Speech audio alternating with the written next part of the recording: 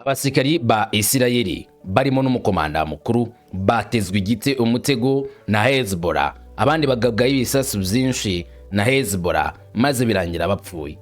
Ibi ngibi byatunguye benshi ku buryo budasanzwe, uburyo igihugu cya Isirayeli gikomeje kwibasirwa muri iyi ntambara.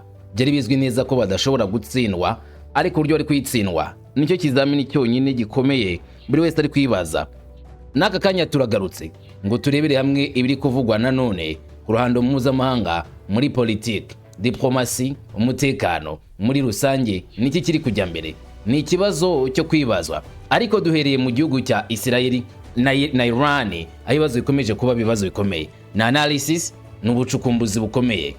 Nkuko amakuru akomeje kubivuga, akomeje kubigarukaho mu itangazamakuru byinshi, Hezbollah yarashishije Isirayeli drone. Ni drone zikomeye cyane zarashe ku ngabo za Isirayeli, maze abisirayeli bahura n'uva gusenya, babona ishyano rikomeye batigeze batekereza ko bagushwaho n'abarwanyi ba Hezbollah.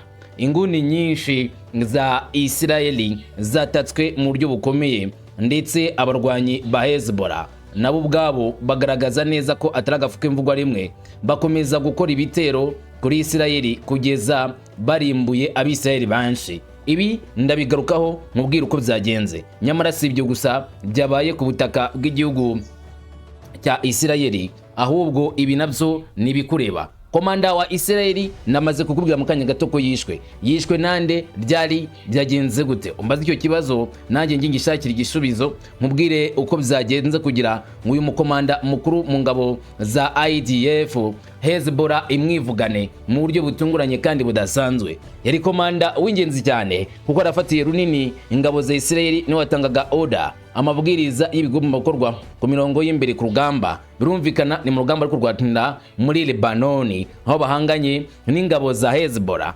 zari amavubi zikaba zizarwana mpaka hasi hejuru zirindiye umutekano. Aha ari ibyo gusa wenda twavuga tuti biroroshye, ariko nyamara si byo gusa. Trump gufunga Hormuz birimo kumunanira, none akaba ashaka ibindi biganiro. Ibi ngibi turabigarukaho. Nyamara ariko kandi nanone uburyo Donald Trump nawe yakoresheje amayeri ye kugira ngo akore ibishoboka byose arwanire muri Hormuz, hari icyo yagaragaje ko ashoboye. Nibyo byemere cyangwa se ubireke, Olinga te Donald Trump yakoresheje amayeri yose ku Hormuz, ahatera icyugazi. Harya ngo abashinwa bazatabara ahinya, cyangwa se abanya Iran bazakoresha agatendo kadasanzwe maze bakwitira reba inzega leta zimwe za Amerika nkandese. Amerika ngiye ikomeye bikomeye, ndabikubwira nawe urimenyera ibyabaye muri Hormuz. Byose tugiye kwigaruka muri aka kanya. Nkuko bisanzwe ni amakuru bari kuvugwa muri Asazo bwagati, ariko no ku isi yose muri rusange. Uyamenyera ahangaha ku muyoboro mugari wanyu ni Kamanzi, umuhungu wa Kamanzi analysis, umuyoboro wasimbuye wa open update bitewe nuko utakiriho, bawukuyeho kubw'impamvu zitandukanye. Reka tujyane ku musozo. Genda umuhungu wa Kamanzi w'Uruwande, ikaze kuri mwese. Ibyo gutinda mu makorosi tubyihorere, ahubwo dutangirire indani kuri terrain, aho ibintu byinshi byatunguranye cyane ku rwego rudasanzwe. Ibijyanye n'intambara y'umurasirazuba bwagati byahinduye isura mu buryo bukomeye.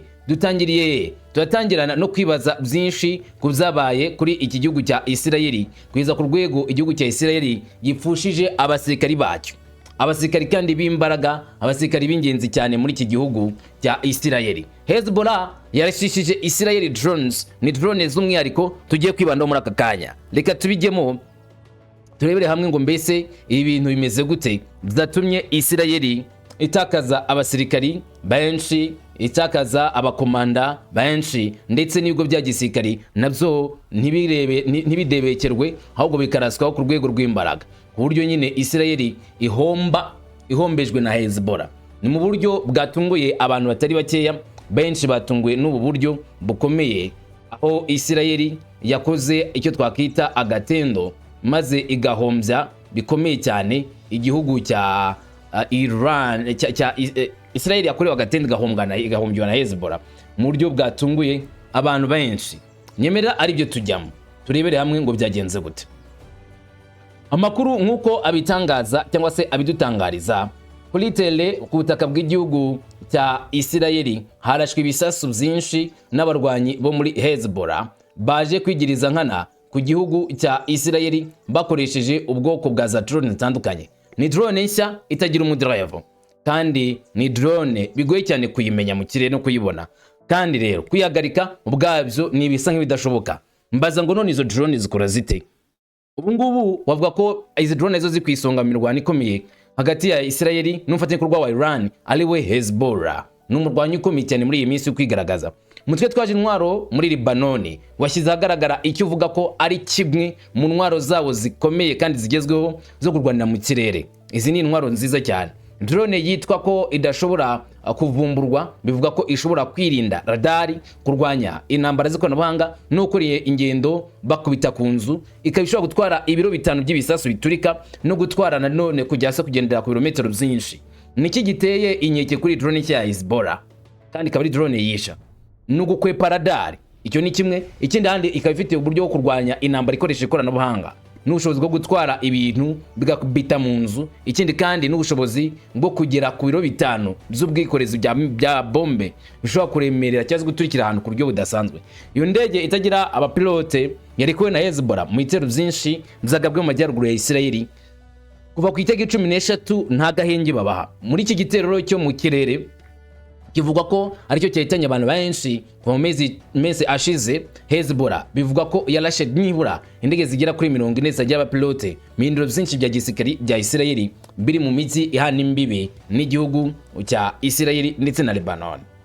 Nkuko inkuru y'itangazamakuru ryo mu karere ibivuga, indege idafite abadriver ifite ubushobozi yakoreshejwe ku nshuro ya mbere igwa kuri Kiryat Shimona mu gace ko muri Isirayeli nyine birumvikana. Iyo zabaye mu gihe urubuga rwa internet rwa Israel Globes rwatangaje ko Hezbollah iherutse gutangira gukoresha indege itagira abapilote zo mu bwoko bwa First Person View cyangwa se FPVT mu kwibasira ibifaru bya Isirayeli ndetse no kwibasira abasirikari kuri terrain mu majyepfo ya Lebanon. Raporo y'urubuga ivuga ko amashusho yashyizwe hanze na Hezbollah agaragaza indege zitagira abapilote zigenda ku muvuduko mwinshi mu kirere kandi zigakubita ibyo zisanze mu nzira no ku bigo by'abasirikari. Ikindi kandi ngo bitandukanye n'indege zitagira pilote zigenzura kandi zikanagenzura. Bivuga ko bene izo ndege zitagira pilote zigenzurwa n'umupilote ureba amashusho yafashwe kuri kamera y'izo ndege. Muri make ni indege zigendana zifite kamera, uyizitwaye akoresheje screen aho yicaye akagenda azigenzurisha amashusho y'izo ndege zikumwoherereza mpaka turikije icyo ashaka guturitsa. Buretse gato byumve neza, babigoye cyane cyane ko indege nk'ingi yahusha mu gihe bisa nkaho haba harimo umupilote kandi nta mupilote urimo. Kamera zo kuri iyo ndege ziba zimeze nk'aho umupilote yicayemo, kuko n'ubundi uyitwaye agenda areba ahageze n'icyo ashaka kwibasira, agifata amashusho akagikubita bizi neza. Bivuga ko iyi ntwaro yashyizwe hanze mu buryo bukomeye cyane mu gihe yakoreshejwe muri Ukraine, hanyuma bakarwana akagego rukomeye n'igihugu cya Russia muri Ukraine burumvikana. Gusa kuri ubu ngubu izi drone muri Asia hagati ni drone nshyashya. Inkuru zijubwe Israel yatangazaga urupfu rw'umusirikare wa ADF Saraja Majolo ya Elia Libiano, akaba ari umushoferi w'ikamyo uzimya umuriro wakomokaga Israel mu mirwano na Hezbollah mu majyepfo ya Lebanon. Ni inkuru yababaje benshi. Intambara ikaze yahungabanije umujyi wa Beit Jebel wo mu majyepfo ya Lebanon kuwa mbere ubw'ingabo za Hezbollah zanganaga na Israel ku buryo budasanzwe kandi zigateza igihombo gikomeye cyane kuri izi ngabo za Hezbollah. Hanyuma rero usibye ibyo ngibyo, ingabo za Israel zanagoseke na Hezbollah ku rwego rukomeye, bakubitwaho ibisasu byinshi mu gihe nabo basubizaga kuri Hezbollah ngo barimbure ibirindo bya Hezbollah. Muri make kimwe ku kindi. Nimvuga Hezbollah wumve ingabo zishyikiwe na Iran. Imirwano iheruka hagati ya ADF na Hezbollah yashobora gukomera ku rwego rukomeye bitewe n'uburyo Iran nubwo yasa n'yavuye mu ntambara ariko ishyigikiye Hezbollah, kandi Hezbollah ikavuga ko igomba kwihorera kuko ibitero bya Israel byagiye byibasira imijyi myinshi yo muri iki gihugu cya Lebanon ahakorerwa na Hezbollah. Bakavuga yuko nyine igihe nabo kigeze kugira ngo bakomeze birwaneho kandi batange n'igisubizo gihambaye kuri izi nkuru z'intambara ziterwa n'igihugu cya Israel. Muri make Israel yibasira igihugu cya Lebanon, ubwo ibyo Hezbollah nayo igomba gukora ibishoboka byose ngo ize irengere ubutaka bwabo, irengere Lebanoni bitewe n'ibyago yashoweho n'igihugu cya Isirayeli. Ubwo kikaba kibaye kimwe ku kintu. Usibye ibyo ariko nanone ku rundi ruhande, ingabo za Hezbollah zakomeje kugaragaza ubushobozi bwazo ndetse n'ubuhangage bwazo mu mirwanire ndetse no mu mikorere y'urugamba, aho zagiye zishyira hamwe ubushobozi bwazo maze bagatega za mbushe ibifaru bya leta ya Isirayeli. Ibyo reka tube tubivuyeho, ahubwo twiyizire kuri iki ngiki. Uyu mukomanda byamugendekeye gute? Ndavuga umukomanda wa Isirayeli yishwe ate, byagenze ute? Kari inkuru ikomeje kuvugwa cyane mu bitangazamakuru byo muri Isirayeli, yewe n'itangazamakuru byo muri Lebanoni na Iran, ngo ari umukomanda wa Isirayeli wishwe n'abarwanyi ba Hezbollah. Yapfuye ate? Byagenze gute? Reka iyi nkuru tuyinjiremo rero, nkuko amakuru yo kuri tele abigaragaza, ngo tumenye ngo uyu we byamugendekeye gute kujya abasirikari bakuru bo muri Isirayeli batangiye kubura ubuzima. Isirayeli yavugaga ko iri kugenzura ubu ngubu ibintu ku buryo bugaragara, ndetse kugenzura buri kimwe cyose gishobora gutera urupfu, intambara ndetse n'ibyago ku mirongo y'imbere bahanganyemo na Hezbollah. Nimba warakurikiranye uburyo bwana Benjamin Netanyahu aherutse gusura ingabo ze mu majyepfo ya Lebanoni, no kuvuga hafi y'umupaka w'igihugu cya Isirayeli na Lebanoni, aho yasuye ingabo ze kazibwira ati mukomereza aho ngaho. Ubu ngubu rero imbunda ntabwo zihagaraye ni segonda na rimwe. Intambara hagati ya Isirayeli na Hezbollah yahindutse intambara ku buryo nta ruhande na rumwe rushobora kuvuga ngo rugiye kuva mu ntambara ku buryo bworoshye. Itangazamakuru rya Isirayeli ryisiye intambara igice gishya cy'ahazaza handi hababaza. Nk'uko urubuga rwa internet rwa Isirayeli JDN rubivuga, umusirikare mukuru wa IDF witwa Lieutenant Colonel ufite ipeti rya Lieutenant Colonel yakomerekeye cyane cyane imirwano yabaye mu gace ka Beit Jabal mu majyepfo ya Liban. Ni umusirikari akaba n'umuyobozi wa gatatu w'ingabo za DF wa ukurikiranye cyangwa se umuyobozi wa gatatu mu bayobozi bakuru ba komandima ba batewe 52 wakomeretse kuva intambara yo muri Liban yatangira. Muri make kuva intambara yatangira muri Isirayeli maze gukomerekesha abasirikari benshi, ariko abasirikari bakuru uyu nguyu yabayemo uwa gatatu uyoboye batewe 52 wakomeretse bikomeye, nago bizoroshye yakomerekeye bikomeye cyane muri iyi ntambara mu majyepfo ya Liban, Beit Jabal, aho nyine yibasiriye ku buryo bukomeye, maze inkuru mbi gataha i Tel Aviv bati wa musirikari wacu murabizi byamubayeho, batiki bati hafi gupfa abanya-Liban aba Hezbollah bamwatatse bamutera igisasu, none tumuzanya ari intere. Iyi nkuru yabaje benshi makurikirana ibitero bya Isirayeli kandi bayishyigikira, kuko bibaje yuko bishobora kuba bigiye kukomeza kuba bibi cyane, kandi kaba byaca intege abasirikari batoya bafashe umututu w'imbunda ngo barwane muri iki gihugu cya Lebanoni, aho bari ku butaka bw'iki gihugu nyine birumvikana.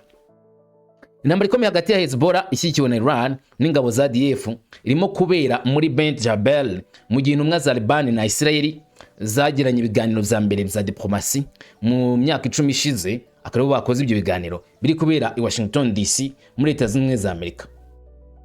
Umunyamabanga wa Leta Zunze Ubumwe za Amerika Marco Rubio yagiranye ibiganiro i Washington na ambasaderi wa Isirayeli muri Amerika Yakir Laitha hamwe na ambasaderi wa Liban muri Amerika. Bikaba byari ibiganiro bikomeye cyane nkuko byagaragajwe, byari ibiganiro byitaweho n'impande zombi, impande ebyiri birumvikana bashakaga kwita cyane cyane kurangiza aya matati, kurangiza ibi bibazo. Ambasaderi wa Isirayeli na ambasaderi wa Leta Zunze Ubumwe za Amerika kuganira kwabo kwari ukurebera hamwe uburyo barangiza ibibazo by'intambara. Gusa ariko amakuru akavuga yuko Netanda Hamada Abadi nawe yishimiye ibi ngibi, atwishimiye kwifatanya n'ibihugu bibiri biri muri Leta Zunze Ubumwe za Amerika zifuza kujyana mu mubano ukomeye, kandi twishimiye cyane gukora muri uyu murimo uwo ukomeye. Aya ni amahirwe y'amateka, turabyumva ko ubu ngubu turimo kurwanya intambara imaze imyaka myinshi. Marco Rubio ni kuvuga ati turimo kuzumva ko turimo kurwanya amateka n'ingorane byatugejeje kuri iki kibazo cy'intambara, ariko twageze ku merwe yo kuganira.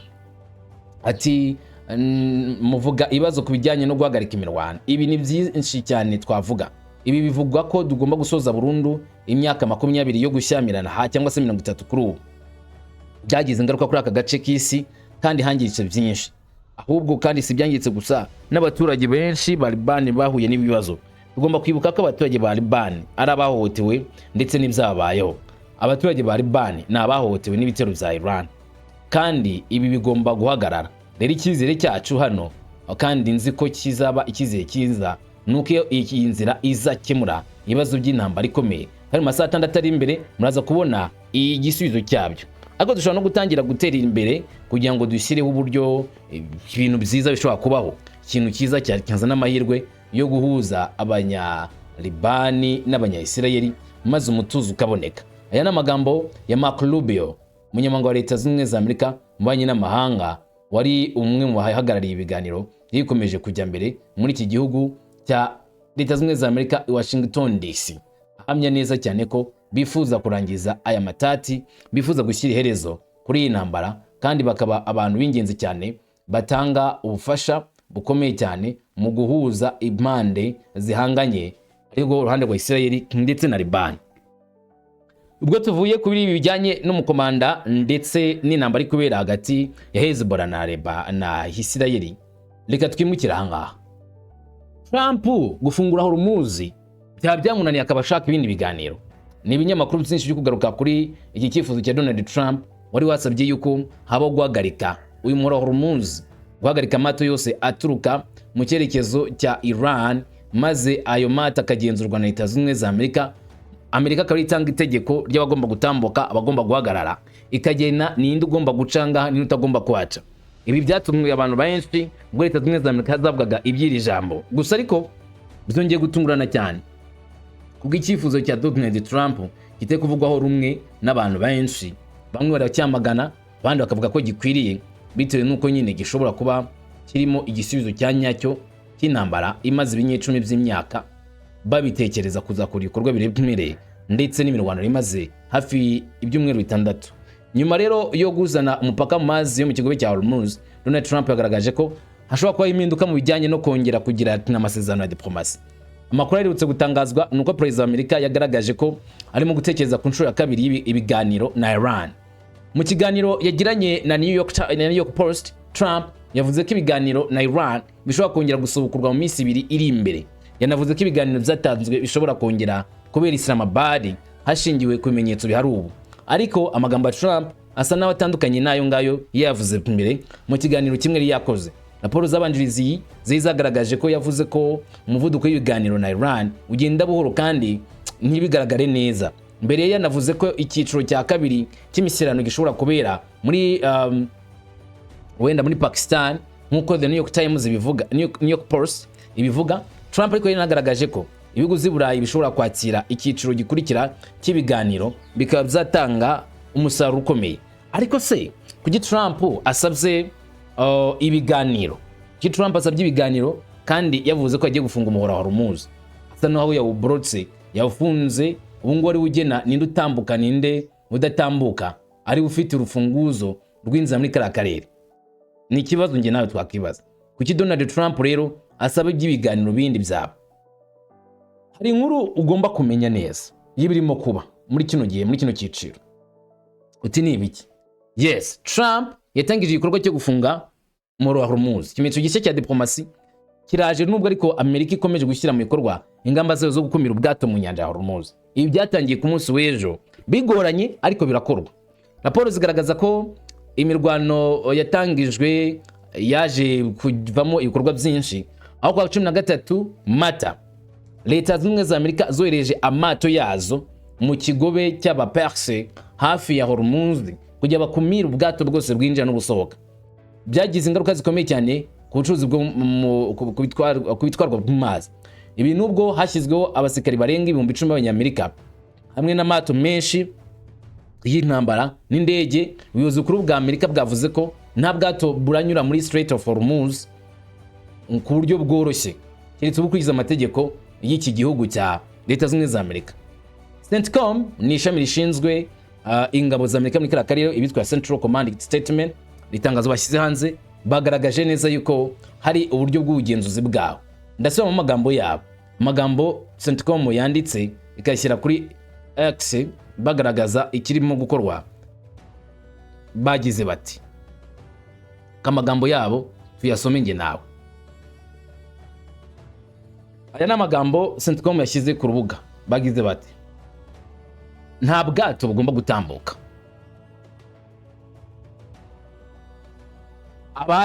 Abasirikari b'Abanyamerika barenga ibihumbi 10, abasirikare barwanira mu kirere n'abamarine, amato y'intambara arenga 12 n'indege nyinshi barimo gukora ubutumwa bwo guhagarika amato nasohoka ku byambo bya Iran. Mu masaha 24 ya mbere nta mato yashoboye kurenga iyo nzitizi yacu twashyizeho, kandi amato 6 y'ubucuruzi yubahirije amabwiriza yacu yo guhindukira ngo yongere kwinjira mu cyambu cya Iran no mu kigobe cya Oman. Inzitizi iri gushyirwa mu bikorwa nta kubogama ku mato y'ibihugu zose yinjira cyangwa se asohoka mu cyambu cya Iran no ku nkengero z'inyanja z'Abapersi. Harimo kandi n'ibyambu zose bya Iran biri mu kigobe cya Arabia no ku kigobe cya Oman. Ingabo za Amerika zishyigikiye ubwisanzure bwo kugenda kwa mato anyura mu muhora wa Hormuz ava cyangwa ajya mu byambu bitari bya Iran. Aya ni amagambo yanditswe na CENTCOM bagaragaza yuko ibibazo by'intambara cyangwa se uburyo bwo guhagarika amato muri kara karere byatangiye gushyirwa mu bikorwa kandi biri gutanga umusaruro ku buryo amato yose atambuka ku itegeko rya Leta Zunze za Amerika. Nta bwato budigadiga ngo butambuke muri uyu muhora badahawe itegeko na Leta ya Amerika cyangwa se igisirikare cya Amerika. Ngo bazanye ubwato bwinshi, bazanye abasirikare benshi, kandi bazanye abarwanira mu kirere n'abarwanira mu mazi n'amato 12 y'intambara niyo aparitse mu muhora wa Hormuz, agomba gukumira yuko ari ubwato bwakibeshya ngo butambuke budahawe uruhushya na Leta Zunze za Amerika. Ibi bamwe bakabinenga bakavuga yuko ari uburyo bukomeye cyane bwo gukomeza kwigarurira inzira y'amazi no gukomeza gutuma ubucuruzi mpuzamahanga butagenda neza. Brigadier General Ismail Kani ni umuyobozi w'ingabo zidasanzwe za Quds muri Iran. Yagize icyo asaba Leta Zunze za Amerika, ati ihuriro ry'ingabo zirwanira ku butaka rifite imbaraga kandi rifite akamaro mu karere kose, kandi ritegereje abanzi b'ikiremwa muntu bazava muri aka karere ntacyo bagezeho. N'amagambo ya bwana Ismail Kani wavuze yuko Leta Zunze za Amerika nubwo zazanye abasirikare muri kano karere nta kintu bazacyura, bazataye imbokoboko, nta kintu bazageraho muri ibikorwa biyemeje gukorera muri kano karere kuri Asazo hagati. Bisa naho Leta Zunze za Amerika bari kwitega umutego, bayibwira bati ibyo murimo gukora ni mubizi ndetse icyo mwifuza kugeraho ni mukizi. Aka karere kagenzuwe n'Abanya-Iran bafite umutima ukomeye, bafite n'ubushobozi bwo kugenzura mu buryo bwuzuye inguni zose. Ismail Baghai ni umuvugizi wa Minisiteri y'Ububanyi n'Amahanga, we yagize ati, mbese dushobora kwemera yuko iyi ntambara itewe n'amategeko yabaye amahitamo ishobora gutsinda, cyangwa se yenda ishobora gutsindwa binyuze mu buryo bwo bihorera ku bukungu bw'isi yose. Ntabwo ari ibintu na gato twavuga ko bifite agaciro, ahubwo ni ibintu byo koza isoni ababipanze. Nkuko wumvishe kandi abisobanura, nawe yavuze ko ngo Abanyamerika bagiye muri ka karere bazavayo nabi. Hirya gato Baghai nawe asa nashimangiye cyane ko byange bikunde Leta Zunze za Amerika zizahura n'ibizago bikomeye kuko zishaka kwihimura ku bukungu bw'isi, ibintu bidafite ishingiro. Ukurikije uko ibintu bimeze uyu munsi, bisa naho bigaragara ko intambara itoroshye yo mu mazi y'Abapersi ikomeje kuri ibitekerezo bya benshi. Gusa ibitekerezo bya Ismail Kani nibyo byaturutseho ibwiriza ishobora kugenderwaho mu buryo bukomeye, aho benshi bashobora kuvuga bati reka turebe ibintu bigiye kuza, cyangwa se indi ntambara ishoboka cyane ishobora kuba. Umuvugizi wa Minisiteri y'Ububanyi n'Amahanga Ismail Baghai we ati ese intambara itewe n'amategeko ishobora gutsindwa binyuze mu kwihorera ku bukungu bw'isi? Ese hari igihe umuntu acibwa izuru nubwo yaba afite isura? Igisirikare cya Iran cyatanze umuburo ukomeye ko ikintu cyose gifatwa nk'aho ari gutera akaga ibyambu zabo gishobora kuzana ingaruka zidasanzwe kandi kazanira ingaruka akarere kose. Umutwe w'ingabo za Iran IRGC wavuze mu buryo bweruye ko nta cyambu kiri mu kigobe cya Persi cyangwa se mu nyanja ya Oman cyakomeza kugira umutekano cyangwa se gukora mu gihe ibyambu byayo bya Iran byibasiriwe. Ibyo ngo bimenye neza. Itangazo rya IRGC umva uko rivuga: amata afitanye isano n'umwanzi ntazagira uburenganzira bwo kunyura mu nzira ya Hormuz. Andi mata azemererwa kunyura muri inzira ya Hormuz kandi hakurikijwe itegeko rya Repubulika ya Kisilamu ya Iran. Icyo nicyo Iran yatangaje, bivuze yuko ubwato bwose buzajya bwemera guca mu nzira ya Hormuz, ariko ubundi bwato ntabwo zajya bunyura muri iyi nzira ya Hormuz. Ntabwo leta zimwe za Amerika iri muri ndani mu nzira ya Hormuz, uzumve neza, nubwo bavuze ko bagiye gukora icyitwa block, ntabwo ari mu mazi ya Hormuz 100%, ahubwo bari hirya gatoya ututse mu kigobe cya Oman, bakumira amato gupfa kwinjira mu Hormuz cyangwa se kuvayo. Ntabwo bari bagiye mu Hormuz. Gusa Iran yakaniye ivuga yuko nta kintu Amerika igomba guhindura muri aka karere ka Hormuz. Njyewe ndahanga nigejeje kumenya ngo amasari imbere hatsiki, wo ntabyo utegereje, navuze ngo ndabitegereje. Reka nyirayo danga amaso, amasari imbere atubwira byinshi. Rumungu wa Kamanzi wo Ruwande, ugubwe neza, amahoro and salam shalom.